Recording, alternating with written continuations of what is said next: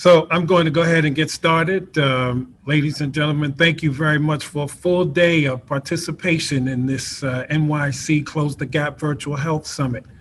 Been quite a day chock full of information about a variety of health issues, and most prominent on everyone's mind is COVID-19. And getting through all of this information and how we navigate our daily lives can be mentally stressful. And many of our lives have changed. Many aspects of our lives have changed. How do we cope when having to consider all of these changes? Well, our next panel will discuss COVID-19 and factors related to mental health in the African American community. We have Dr. Alicia Henderson, Dr. J. Sri Roberts, and Brother Al Tariq West. Best, excuse me, sorry about that. And introduce Dr. Alicia Henderson. She's a proud graduate of Howard University and a proud member of the Alpha Kappa Alpha sorority. She's a psychotherapist with a focus on psychodynamic psychotherapy with children, adolescents, and families. She's worked in the capacity for over 25 years. She's also worked as an adjunct professor at NYU, or New York University's Shirley Ehrenkrantz School of Social Work, where she taught ethnocultural issues and human development. She's currently director of clinical services for the largest homeless shelter provider in the country, Women in Need. She's researched, written, and spoken about the social psychological factors related to human development and self-esteem and racial identity development. She's also spoken on issues related to bipolar disorder. Dr. Alicia Henderson, thank you once again for moderating this important panel. I will hand it over to you and you can make the introductions for the additional guests on this panel. Enjoy the rest of the day.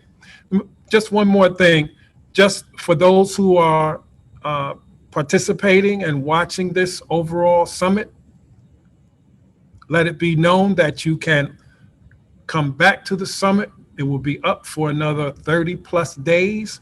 So if you've missed any earlier panels, you can certainly join us, re-register, and join us and take advantage of all this important information. Thank you, Dr. Alicia Henderson. Thank you, Mr. Rock, for that beautiful introduction. Good afternoon, everyone. I am Dr. Alicia Terry Henderson.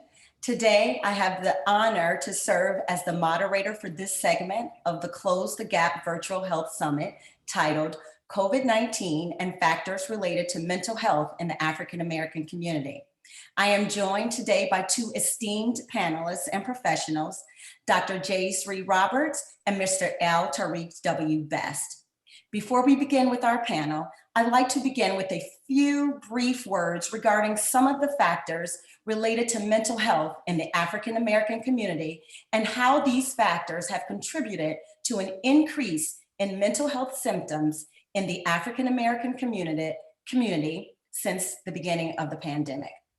Roughly 37 million people identify themselves as Black or African American in the United States. From trailblazing pioneers like George Washington Carver and Dorothy Height to modern day heroes like Anita Hill and Neil deGrasse Tyson, the Black community has made enormous contributions to the ongoing fight for social, racial, and economic justice. Despite these efforts, true social justice among the Black community will remain incomplete until mental health disparities among this group are addressed. Mental health is an essential part of overall physical health and satisfaction. The Black community suffers from an increased rate of mental health concerns, including anxiety and depression. The increased incidence of psychological difficulties in the Black community is related to the lack of access to appropriate and culturally responsive mental health care, prejudice and racism inherent in the daily environment of Black individuals, and historical trauma enacted on the Black community by the medical field. Moreover, given that the Black community exists at the intersection of racism, classism, and health inequality, their mental health needs are often exacerbated and mostly unfulfilled. Issues related to economic insecurity and the associated experiences, such as violence and criminal injustice, further serve to compound the mental health disparities in the Black population. The effects of COVID-19 have exacerbated the mental health crisis that exists amongst African Americans in America. Before COVID-19, African Americans were 20% more likely to experience mental health issues than any other racial group. Since the pandemic, African Americans have self-reported more symptoms and incidents of depression, anxiety, and substance abuse due to the impact of COVID-19. There are several factors associated with the seemingly increase in mental health issues in the African American community as a result of the impact of COVID-19. They include, but are not limited to, and I won't go into the details of each one as my panelists will do that, I assure you. But some of these factors include: one, inequality in healthcare. African Americans have a long-standing history of systemic racial discrimination, marginalization, and inequality. These systemic factors have resulted in an increased vulnerability and susceptibility to certain adverse health factors. Approximately 97.9 out of every 100,000 African Americans have died from COVID-19, a mortality rate that is a third higher than that of Latinos and more than double than that for whites and Asians. Higher infection and death rates in the African American community put us at higher risk for psychological distress and grief. Another factor is the fear of getting sick or infecting a loved one. African Americans are disproportionately represented among essential workers in industries that put us at higher risk of being exposed to COVID-19. We work in hospitals, healthcare facilities, factories, grocery stores, and in public transportation. Essential workers are inherently at higher risk of being exposed to COVID-19 due to the nature of our work. This not only leaves us stressed about getting sick and possibly dying, but recent studies show that African Americans are about 1.4 times more likely to be in distress about unknowingly spreading COVID to others, our family members and our friends. A third factor is economic insecurity.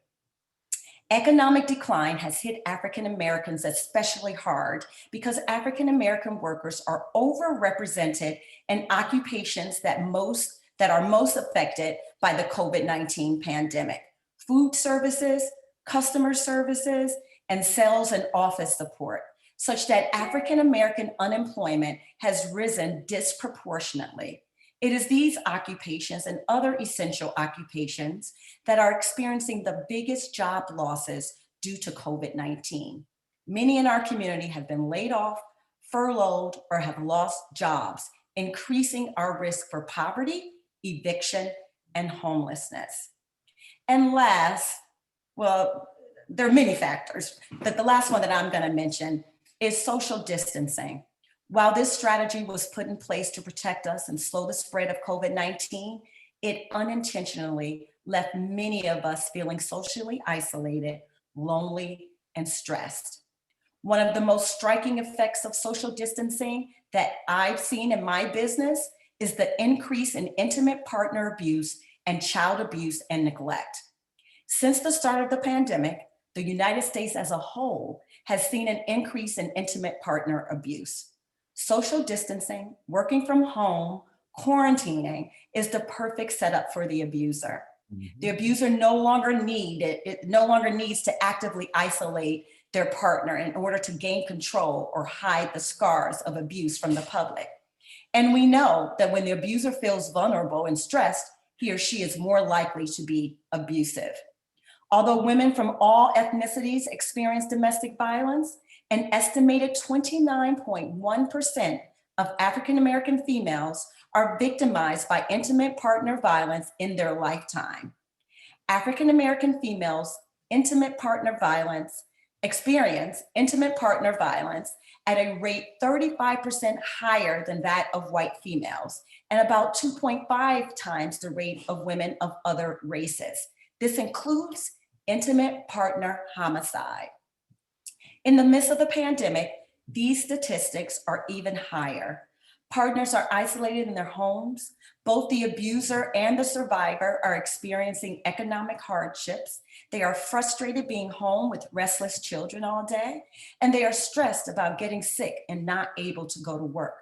This is a recipe for someone who has a tendency toward abusive behavior to act on the impulse to be abusive toward their partner or their children.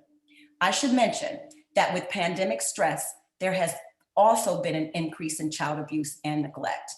Many children escaped incidents of abuse by going out to school.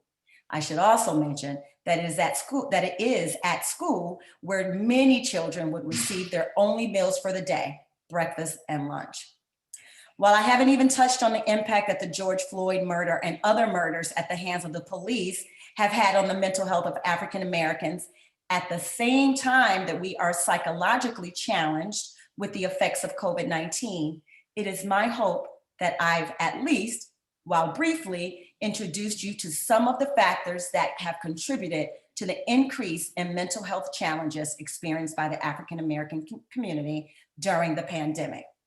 I'm moving along quickly as I'm excited to introduce you to our esteemed panelists. According to their experience and expertise, they will also address some of these factors. Lastly, many in our community, I don't need to say that, I'm sorry. I just want to introduce our esteemed panelists. First, we have the pleasure of being graced with Dr. Jayshree Roberts. Dr. Roberts is a New York-based licensed clinical psychologist who works primarily with children, adolescents, young adults, and families. Dr. Roberts earned her bachelor's degree at the University of Maryland, College Park, before going on to earn her master's degree and doctoral degree at the Derner Institute of Advanced Psychological Studies at Adelphi University. She is a proud member of Sigma Gamma Rho. She specializes in the treatment of mood and behavioral disturbances in children and adolescents. Dr. Roberts also conducts evaluations for intellectual, learning, and developmental disabilities. She is passionate about providing culturally relevant treatment to families of color and increasing access to quality mental health evaluations and community support services.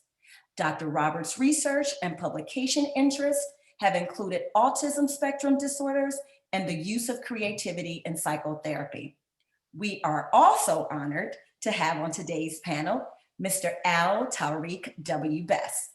Commissioner Elder Al Tariq W. Best has over 25 years of supervisory, operations management, and multimedia technical experience. Best also has more than 30 years in the music industry as a performer, writer, and producer. He was born and raised in the city of Newark, New Jersey, where he experienced trauma and victimization. He would discover his calling to become a voice and change agent for today's youth and their families through his work as a community leader, activist, motivational speaker, and mentor. Mr. Best proudly specializes in empowering young youth through art therapy. He has mastered techniques in using art forms like music, photography, and cosmetology to meet youth where they are mentally and emotionally, and to create safe spaces for vulnerability to happen and healing to begin. Al Tariq W. Best is the CEO founder of the FP Youth Outcry Foundation and the Hub Arts and Trauma Center. He is also the founder of the Hub Health Trauma Recovery Center for Youth and Families, as well as That Hub Life Entertainment, LLC. FP Youth Outcry Foundation Incorporated and the Hub Arts and Trauma Center is located in Newark, New Jersey. Its mission is to increase opportunities for success by providing healing programs, services, and events for underserved youth and their families through experiences that entertain, educate, and empower. For the past 13 years, Mr. Best has responded to the numerous cries for help from Newark youth and their families. FPYOC has earned the community's trust and respect. It has been established as a safe place for the community to heal. The FP Youth Outcry Foundation and the Hub Arts and Trauma Center have received numerous awards. Among them, the Spirit of Newark by Newark's former mayor, now U.S. Senator, Cory A. Booker, Citizen of the Year from Omega Psi Phi fraternity, Community Service Award from NAACP, and Excellence in Community Service Award by Odyssey International Productions. Mr. Best lives true to the FP mission to entertain, educate, and empower. So now, you know the greatness that we have with us today. So we're gonna get started with our questions for our panel. And if you have any questions as we move along, please put them in the chat and we will do our very best to address your questions. First, Dr. Roberts, I'd like to begin with you. With your expertise in mood disorders in children and adolescents, how would you describe the psychological and emotional impact that COVID-19 has had on our youth? I think that's a really great question. And I think the answer is twofold.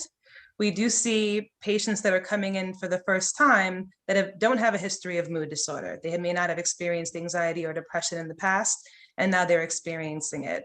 We also are working with children and adolescents that have a history of depression and anxiety, and it's been exacerbated by the stressors of the pandemic. So we're seeing a little bit of both. Mm-hmm. And what would you say for adolescents in particular? Because I know that is the developmental stage where individuals are going through a lot of different transitions. So in your work, what would you say is the most common, the most prominent during this time of COVID-19 diagnosis or challenges that you're seeing in adolescents? Sure. We're seeing a lot of depression and a lot of anxiety.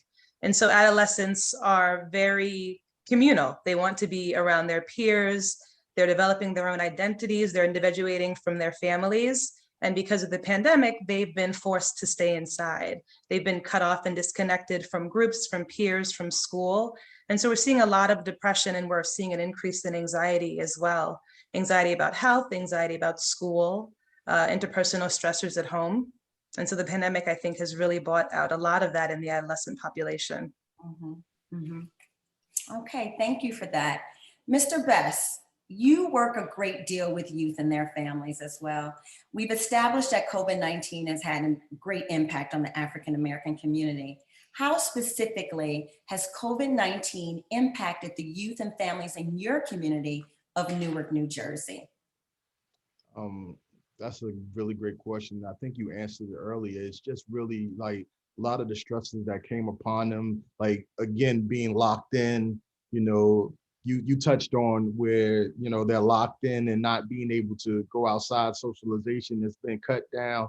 We've just been able to see some of the things by having open forums for them to talk about some of the issues that we're going through, and not being able to bury some of the people that they've lost, right? Not being able to see or touch grandma or touch grandpa, or, like losing family members, multiple family members. So it's been a really, really rough time, especially with the youth, because again, they don't know how to navigate through those stressors, right? So, and again, we live in a culture where a lot of parents don't even know how to navigate it, so they can't teach it to the young people. So, you have these situations, and each one of you have expressed how it's exacerbated. It's to a whole nother level, and now we have to kind of rebuild their thinking and understanding of how to cope with some of these things. And we've been doing that through music and art, different technologies like that, to get them back in a place where they can be safe and feel vulnerable enough to be able to talk about the things. Because again, in our culture, we sweep things up under the rug, even something as open as COVID. Mm-hmm. Exactly. Mr. Best, do you guys do any family work? I know you work a lot with the youth. Do you do any family work? And how has that looked differently during the time of the pandemic? Well, people, the anxiety is on an all-time high, right?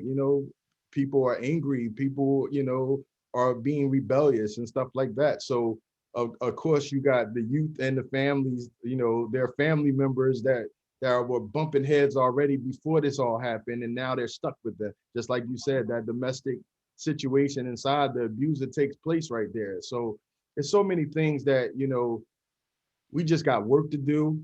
I don't know how, we're going to do this, but we all got to come together and just figure out how we get these youth to talk about it, the parenting skills. I have social workers that work here, so they break down and have the individual and group sessions. And we see so many things with the social suffering in silence and stuff like that and not talking about it. You see them go into these deep silos where we have to bring them out again, and we already had hard work from the beginning, and now it's even that much more harder. Yeah. There have also been a lot of studies on the impact that remote learning has had on our community, our African American youth and adolescents. Dr. Roberts, what has your experience been with how the children are coping with not having that social interaction and being in the classroom? I think it's been incredibly difficult for our kids, for sure. I think a lot of the learning supports that are inherent in the school building were removed. Learning is social. And so a lot of kids, especially the older children and adolescents, were basically having to teach themselves. Parents were becoming deans and tutors and counselors. And I think it put a tremendous strain on the family, on the system. But the children I work with, they're burnt out, they're tired, they're missing their peers, their cameras are off, their mic is muted, they're disengaged. And I think that connection is going to take a while to rebuild, but I think they've lost that. And that's crucial in education. Yes, exactly. The majority of our households in the African American community are female-led households, single female-led households. And I, in the shelters where I work, Women in Need, we have 13 family shelters. And in many of the shelters where I work, I've seen many mothers struggling, those trying to work to get enough income to gain permanent housing. Right. And I've seen a lot of mothers struggle with how to manage assisting their child with remote learning, but also having to go out and earn money. As you know, one of the biggest barriers for a lot of working mothers who want to work is childcare.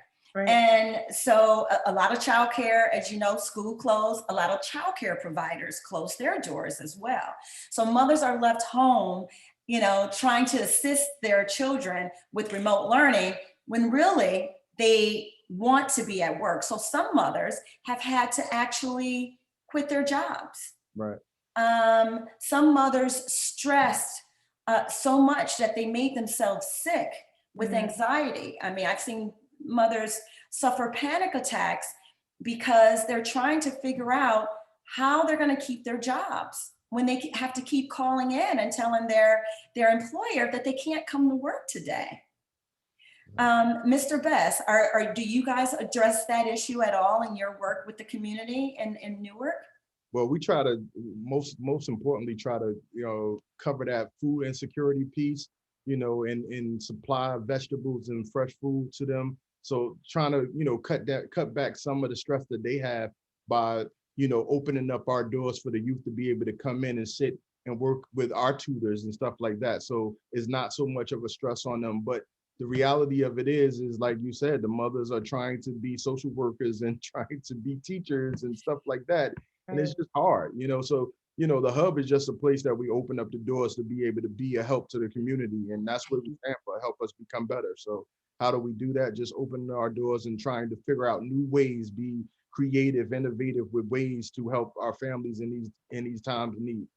Yes, I think it's fabulous that that you guys have had in person, that you've allowed them to come in, because I know that was a big stressor for a lot of children, for a lot of families. Right. For the adults, the parents, because their children were home all day, and for the children because they were home all day and Right. not being able to socialize with their peers. So it sounds like your program addressed this issue on several different levels. And I have to say your community is very fortunate to have you and your program. Dr. Roberts, so a lot of mental health providers close their doors and transition to I guess they didn't call it remote medical services, but online, virtual doctor's appointments, mental health as well. Therapists, there are so many therapists who are doing virtual mental health right now. Right. Have you had to transition to virtual mental health? Yeah, definitely. At the beginning of the pandemic, we were doing phone sessions at Kings County Hospital, and then we transitioned to video, which was better. Doesn't replace in person for sure, but we are, I think maybe 90% of our patients we're still seeing remotely, with a few more coming in over the last couple of months for in-person sessions. Yeah, I've had some concerns about that because, as I mentioned earlier, there has been an increase in our community, not just amongst African-American adults, but children and adolescents as well. There's been an increase in anxiety, in depression, panic attacks, which is related to anxiety, of course, substance abuse amongst our youth and adolescents as well. But also what scares me even more is the suicide rates. Yes. Even within our community, we don't Right. often think of suicide in the African American community, but during the pandemic, there has been an increase in the suicide rate amongst young people as a result of mostly social isolation, this impact of COVID-19. Dr. Roberts, have you experienced that at all? Yeah, unfortunately, we are seeing more adolescents coming in that have a history of self-harm. A lot of it beginning at the start of the pandemic. We're seeing an increase in suicidal ideation, thoughts of not wanting to be around anymore, and attempts, unfortunately. And I think that is due to the stressors and the isolation. Exactly. If you don't mind me just saying, the Please, hub, please, Mr. Best. the hub also offered, well, we trained some volunteers, like 30 volunteers to come in, and we created an emotional support hotline for people just to be able to call in, if they was feeling the anxiety going to the next level, to be able to just call and talk to somebody. Of course, if we seen the signs of something that was suicidal or something, we automatically switched them to somebody, because we have licensed clinical social workers here as well. So, but it was a system that really worked, where volunteers, because they were home and they wanted to help and they didn't know how to help, they were able to be trained virtually to be on a line, like from 12 hours a day, literally just being able to be there if somebody called and needed to talk to somebody. So I think that was a great situation that we were able to do as well for our community. Yeah, well, we thank you. We all thank you for that, Mr. Best. Thank you. Dr. Roberts, what would you say to our audience in terms of to the adult audience, how they might be able to support their children and adolescents who are suffering during this time? Yeah, thank you for asking that question, because I think if the pandemic has taught us nothing, it is that we really need each other. We need community. We need to be together. We need to support each other. And I think the very first thing is to acknowledge that this has been really hard. This has been devastating. And it is okay. It is normal to be anxious. It is normal to be sad. It is normal to not be motivated, not care about school right now. And I think to give kids the space to say, this is awful. I don't feel great. I miss, I miss my friends. I miss school. And to give them that space to know that, I think, is the first step, to welcome them to talk about their experiences, how things have been, how things are going now. And then I think it's really important to know when you do need to seek mental health services for your child, when it's beyond kind of an adjustment to what's really hard, and when it's really something that needs more significant professional services. Exactly. I'm trying to see, someone's made a comment, but I don't know if there's a question. I'm gonna read the comment and maybe we can respond to it. This is from Jennifer Harper. She says, thanks so much on tackling a difficult subject. As a lupus warrior, counseling has become essential. The mental isolation coupled with facing constant potential for hospitalization during COVID-19 is a nightmare. From my understanding, Medicare has now offered this as a no co-payment service. Prior to 2021, it was just too expensive to pursue counseling on a regular basis. Wow. Dr. Roberts, do you want to respond to that? Yeah, I think that out of this pandemic has come a lot of changes when it comes to coverage and mental health services. We've had to get really creative. And I think insurance companies, things that they did not cover before, like telephone sessions, are being covered now. And I think that we are creating more access. There's so much need, there's so much demand, but we are increasing access, and we're seeing that in the health insurance system. Okay, yes, that's absolutely accurate. Mm-hmm. Okay, it looks like time has just flown by. It is 4:37. Oh my goodness, I can't believe it. Mr. Best, did you wanna leave us with anything? Well, I think it's just important for everybody to understand that it's okay to not be okay. You just can't stay stuck there. You know, let's figure out a way and then utilize the people around you to find courage, to find inspiration in little things, you know. Situations do not have to dictate your destination. Simple. Thank you. In conclusion, I like to say, I just like to mention that lack of trust in the medical system due to historical abuses of Black people in the guise of healthcare, less access to adequate insurance, culturally responsive mental health providers, financial burden, and past history with discrimination in the mental health system. Also, a fear that these experiences will be repeated is all suggested by research as factors in explain lower utilization of mental health care amongst the Black community. It's the responsibility of Black mental health professionals to be present and available to our community to offer quality mental health services to those who look like us. It is only then, when our community sees more of us as providers of mental health services, that our community will trust that they are being well taken care of. Yeah. On behalf of Dr. Jayshree and Mr. Best, we thank you for inviting us to participate in today's Close the Gap Virtual Health Summit. Thank you. Thank you. It's been a pleasure. It's been a pleasure. Thank you.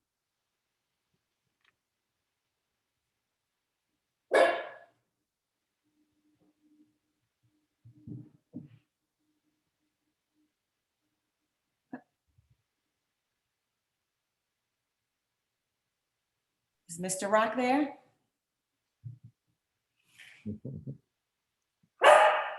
Oh, my dog is there.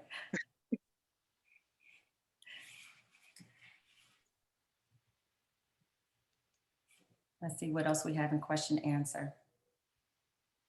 Yeah, if they're giving us more time, that's great, because there's so much to say about this topic.